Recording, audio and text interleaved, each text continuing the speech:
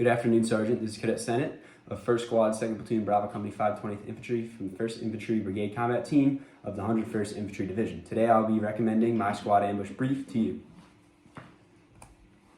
Currently, our squad is located in a patrol base approximately 1,000 meters north of the ambush site, and we will need to conduct a movement to the ambush site. So I recommend that we leave from the southwest apex of the patrol base and we move at a 196-degree azimuth in traveling overwatch in the wedge.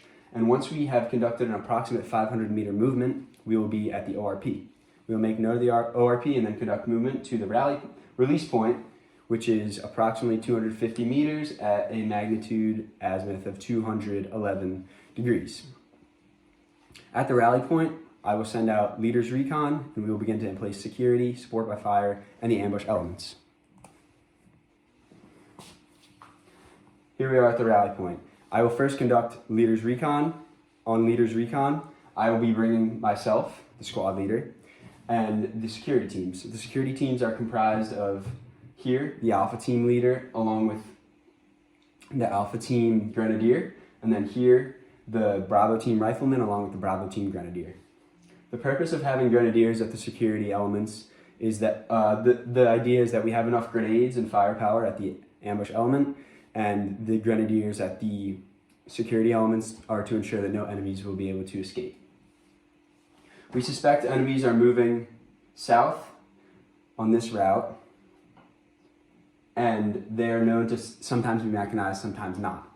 This is something that we have to take into account when ambushing the enemy. Anyway, I will first place my front security element, which is the Alpha Team leader, Alpha Grenadier, and then I will move back to the rally point, release point, and then I will move to the rear security element, which has the Bravo Rifleman and the Bravo Grenadier. After this, I will take support by fire with me, which is consisted of the gun team, meaning the assistant gunner, the ammo bearer, and the gunner himself, and the 240 right here. And I will place the support by fire right here. Then, finally, I will go place the ambush element, comprised of 2 AT4s, which were gifted to us by hire, 2 ARs, meaning 249s, and then, of course, myself being the squad leader. I will be on the ambush element. However, before we can conduct ambush, we will emplace 3 mines, 3 claymores, one being at the beginning of the ambush site, one being just at the end, and one being far past it. And the purpose of this is that hopefully this first claymore will initiate the ambush. So we do have a pace plan in set. The P being the primary plan is that the claymore initiates the ambush. However, right here and right here, both security elements will have VS-17 panels as well. So that will be the A, the pace plan, and then C will be a whistle. I will ensure prior to leaving the patrol base that each member of the squad has a whistle on them. And then the E, being the emergency contingency plan, will just be to scream, I see an enemy, we'll open fire. Anyway, barring everything goes right, and the claymore initiates contact, I will first have the ambush element initiate contact.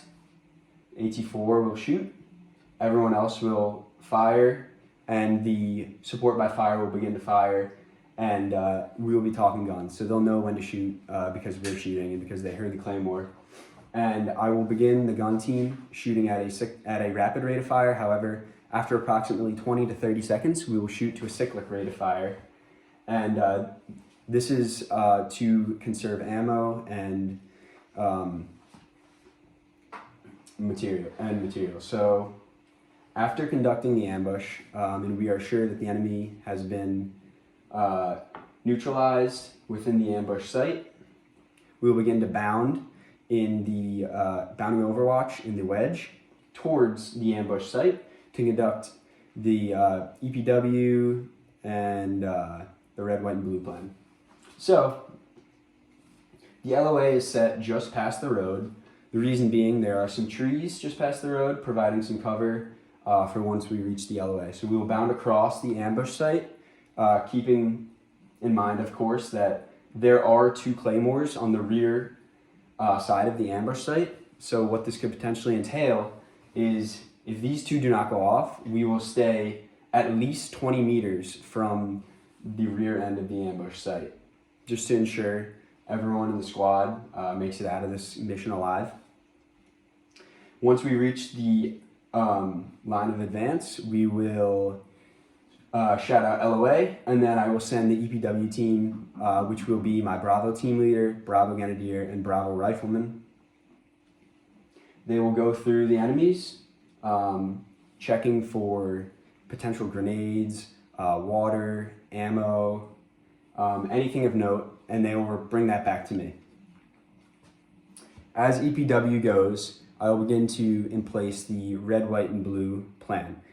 So, what this is a demo of the ambush site to ensure that everything is cleared up, good to go, and we're good to continue on with our missions. So, EPW has come back to me. We are lined up on the LOA. First, I will call red.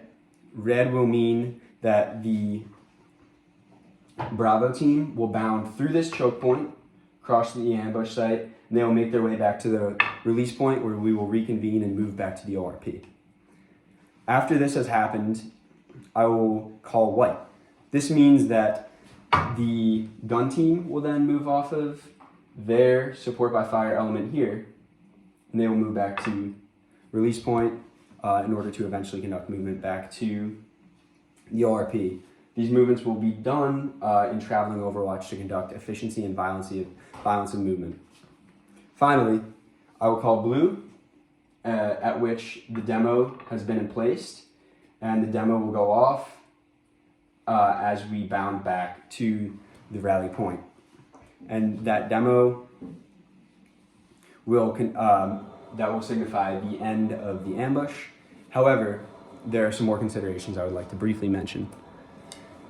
During the ambush, I have interlocked the sectors of fire of the support by fire as well as the ambush element to ensure that everything that goes through this ambush site potentially will be entirely neutralized. So what this entails is that the support by fire will be operating between an azimuth of 205 magnetic degrees and 148, while the ambush element is operating between a 158 and 231 degree